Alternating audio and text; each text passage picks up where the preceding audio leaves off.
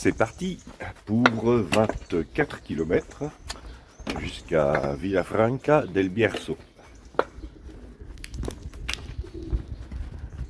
Le ciel est un petit peu nuageux ce matin, mais il fait déjà 17 degrés. Il est que 7 heures du matin. Donc il va faire chaud aujourd'hui encore.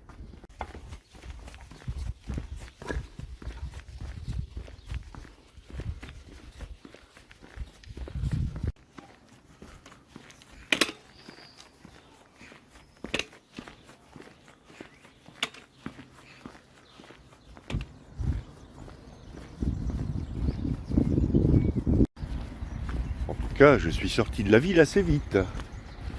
Ça c'est bien. Et je passe devant le musée de l'énergie de Ponteferrada. Ça doit être une ancienne centrale à charbon.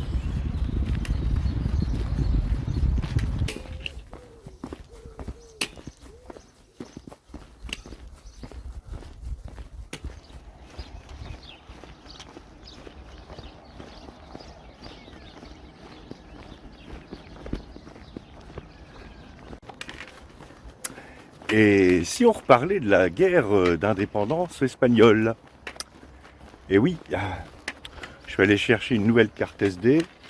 J'essaierai de récupérer les données qu'il y a sur l'ancienne, mais ça c'est pas gagné. Ça m'embête quand même un petit peu. Mais en tout cas, ça va pas nous empêcher de finir cette guerre d'indépendance. Et ouais, vous croyez y échapper? Eh ben non. Et j'en profite tant que c'est plat. Nous en étions restés à la fin de la guerre des Oranges de 1801, durant laquelle le Portugal avait capitulé face à l'Espagne, alliée à la France.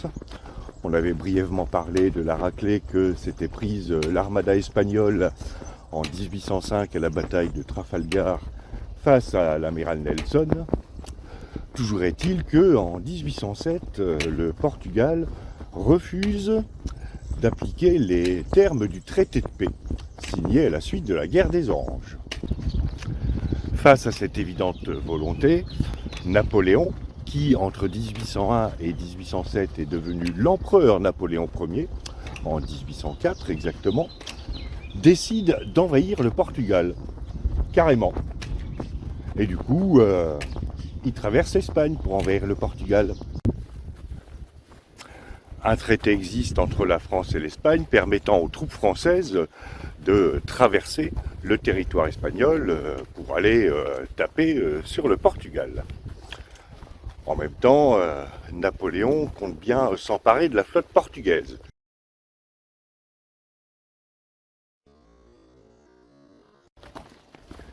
J'ai jamais vu une poule aussi grande. Ou alors c'est un canard.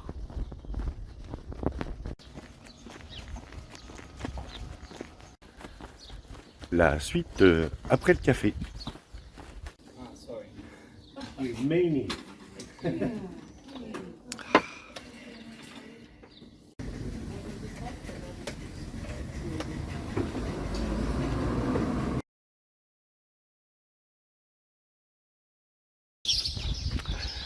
Bien après cette pause banane café, et non je ne trempe pas ma banane dans le café, reprenons donc cette guerre d'indépendance espagnole. Le traité de Fontainebleau signé entre le roi d'Espagne Charles IV et Napoléon permettant de faire transiter des troupes françaises par l'Espagne donne l'occasion à Napoléon d'envoyer le général Murat à la tête de plusieurs dizaines de milliers d'hommes en Espagne. Parallèlement à ce regain de tension entre le Portugal et la France, tout ne se passe pas pour le mieux au sein de la monarchie espagnole. En effet, Ferdinand, l'infant d'Espagne, complote contre son père, Charles IV.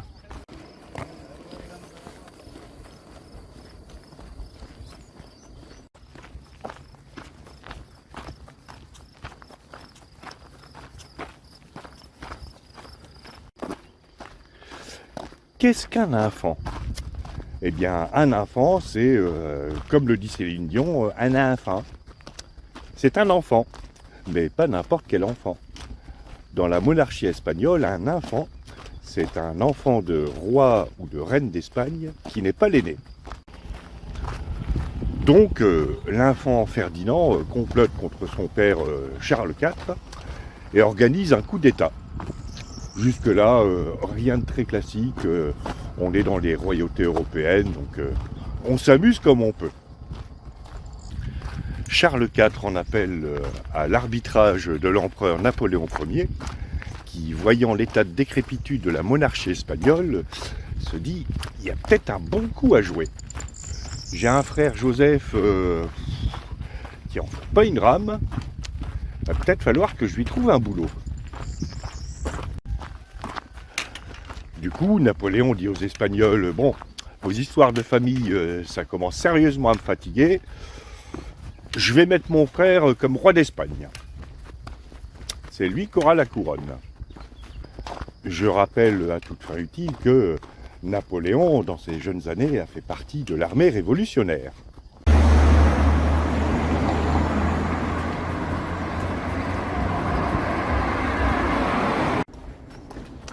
C'est marrant ça. Dès qu'il y en a un qui a une couronne sur la tête, on dirait que ça lui rétrécit le cerveau. Il en veut toujours plus. Et il veut surtout piquer la couronne du voisin. Bizarre. En fait, la plus intelligente, c'est la reine d'Angleterre. Et ouais, parce qu'elle, elle porte des chapeaux. Et comme elle porte des chapeaux, elle risque rien. Franchement. Qui voudrait piquer les chapeaux de la reine d'Angleterre? Napoléon pense que, en mettant son frère Joseph à la tête de l'Espagne, il reprendra la situation en main. Il pense en outre que les partisans des Français en Espagne sont plus nombreux que les partisans du roi d'Espagne. Mais il fait une cruelle erreur d'appréciation. En 1808, court à Madrid la rumeur selon laquelle Ferdinand VII, c'est-à-dire l'ancien infant d'Espagne qui a déposé son père Charles IV, serait kidnappé par les Français. Le sang des Madrilènes ne fait qu'un tour, il se soulève.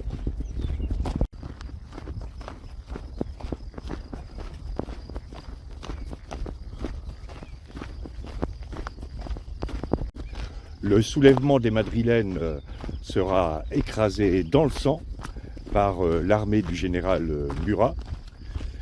Et ça va d'ailleurs inspirer à Goya son tableau 13 de Mayo.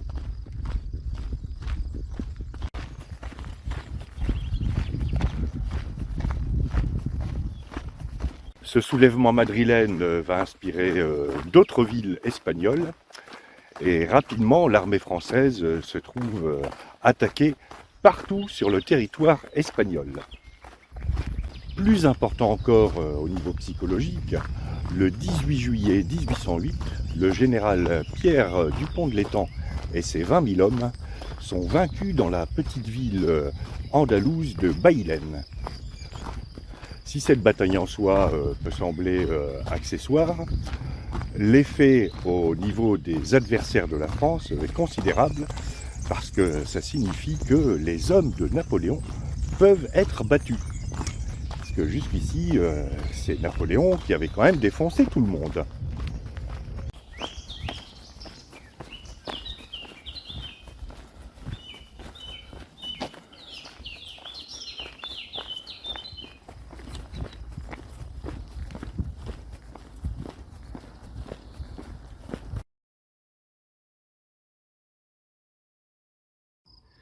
Voici des plantes de la famille des Lamiaceae.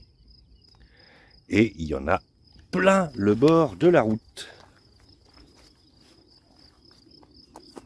Mais qu'est-ce donc que ces plantes de la famille des Lamiaceae? C'est de la menthe. Qui sont vachement bons.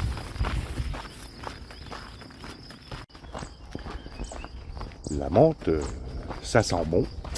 C'est bon, on peut en faire du sirop, on peut le mettre dans le thé et même dans le mouton. Mais ça, c'est que chez les Anglais. Heureusement. Voilà, c'était la minute botanique de cette étape. Bon, désolé de vous infliger ce détail trivial, mais il faut absolument que j'aille aux toilettes. Oui, mais j'ai trouvé le village parfait pour aller aux toilettes. Et ce village, c'est...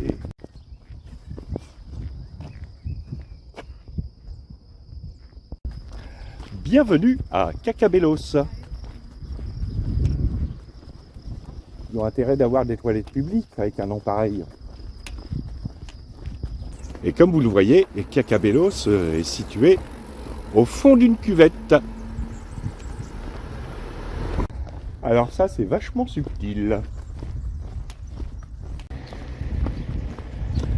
Alors j'ai pas remarqué de panneau de jumelage de Cacabelos avec une autre ville, mais j'ai bien 2 ou 3 noms en tête.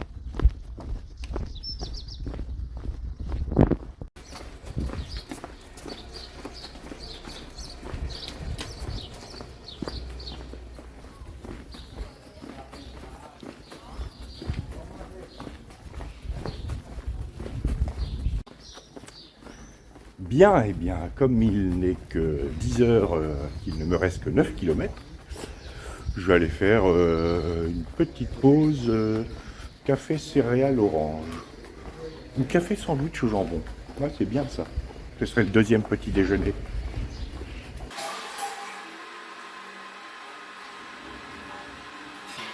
Bah, j'ai dit que j'allais aux toilettes à Cacabelos. Désolé.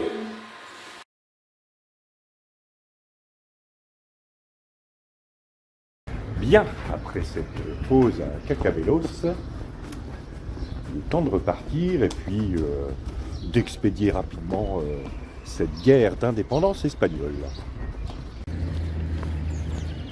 À l'automne 1808, les choses vont plutôt mal pour les troupes françaises. Du coup, Napoléon décide d'y aller lui-même, avec quand même 80 000 hommes.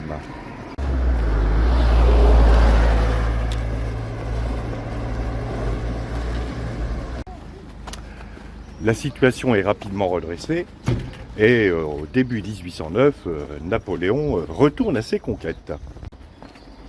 Entre-temps, un certain nombre de réformes auront été mises en place en Espagne, dont la fin des droits féodaux et l'abolition de l'Inquisition.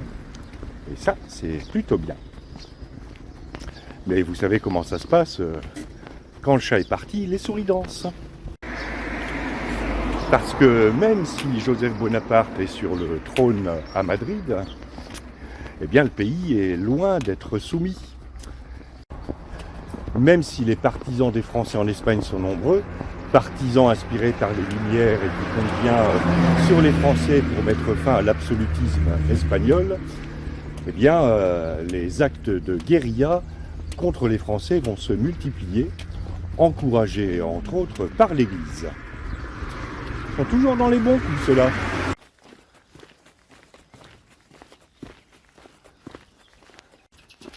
Les troupes de Napoléon ne sont pas habituées à ce genre de guerre. Jusqu'à présent, les campagnes napoléoniennes s'étaient soldées par de grandes batailles rangées, assorties finalement d'une certaine chorégraphie, alors que là, les troupes françaises vont devoir faire face à une multitude de foyers d'insurrection et un harcèlement constant de petits groupes de combattants. C'est ce qu'on appelle une guerre asymétrique. Pourquoi t'as klaxonné ? Malgré ses difficultés en Espagne, Napoléon continue de vouloir envahir le Portugal. Il va le tenter à 2 reprises, mais à chaque fois, il se heurtera aux troupes du futur duc de Wellington.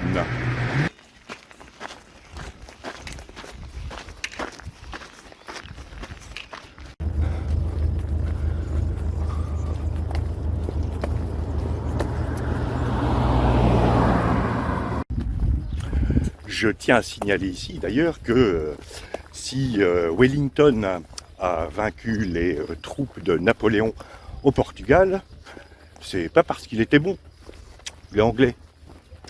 Non, s'il a vaincu les troupes de Napoléon au Portugal, c'est grâce aux maçons portugais. Et pourquoi donc grâce aux maçons portugais ? Eh bien, tout simplement grâce à la ligne Torres-Vedra.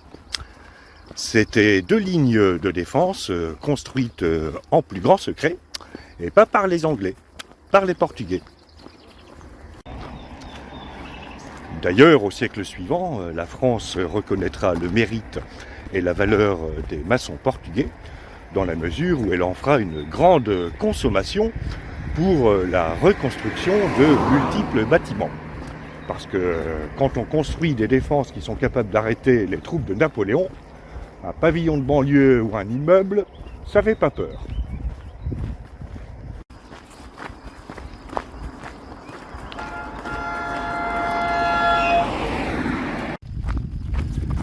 Pour les Français, la guerre s'enlise en Espagne. Ils ne reprendront jamais le dessus. En 1812, Napoléon décide d'aller prendre quelques vacances du côté de Moscou. Il supportera très mal les cornichons aigre-doux et la salade de choux au petit déjeuner. Il sera obligé de revenir.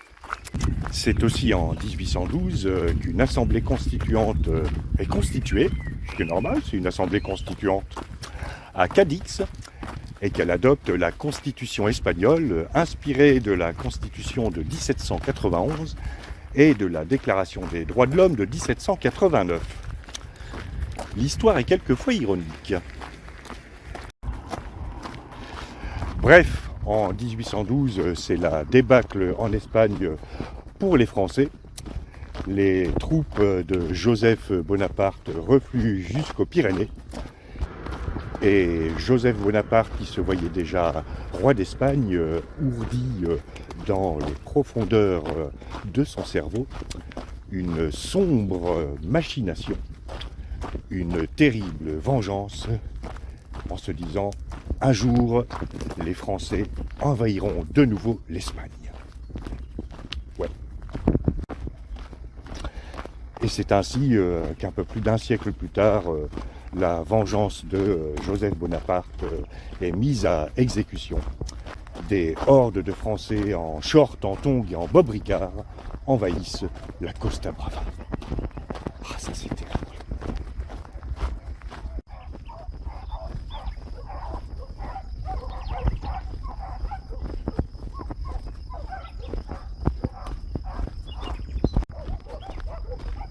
Ils sont bizarres les cris des chevaux ici.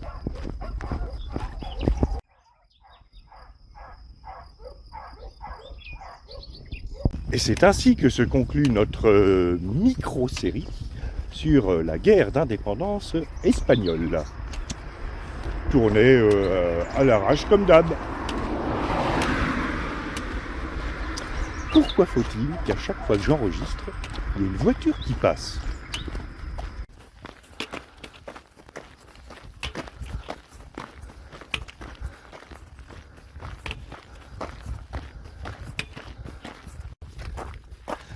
Alors normalement, je ne devrais plus être loin de Villafranca del Bierzo.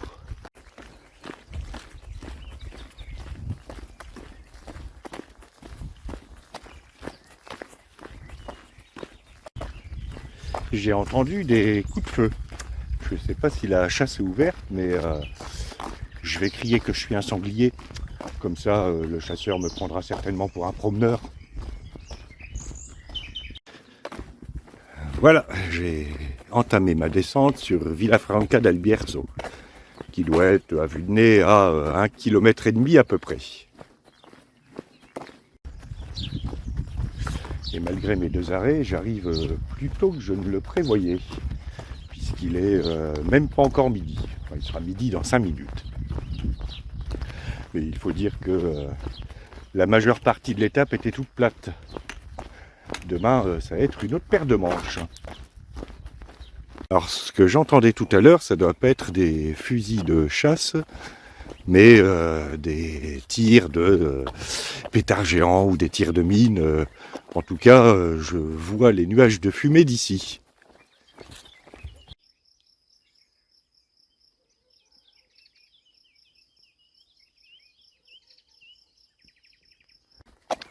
À moins qu'ici, ils chassent à la dynamite.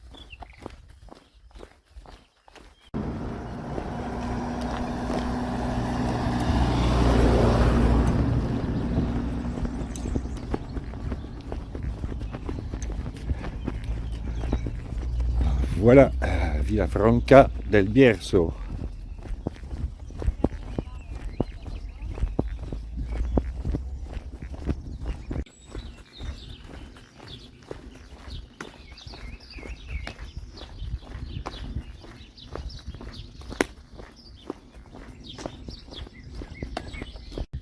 Bon, et ben maintenant il faut que je trouve l'auberge de la Pierre. Albergue de la Piedra. Il y a des cerises, mais non, je ne vais pas piquer des cerises dans le jardin. J'attendrai peut-être d'être en dehors du village.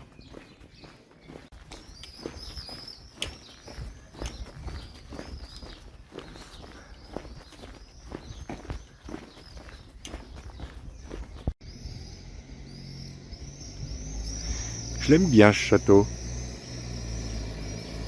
Avez-vous remarqué qu'à chaque fois, il y a une voiture qui passe?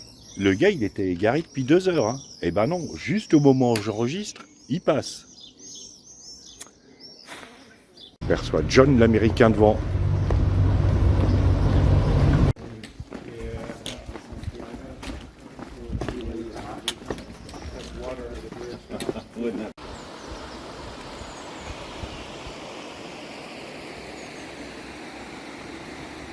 Falloir m'enlever cette grue là.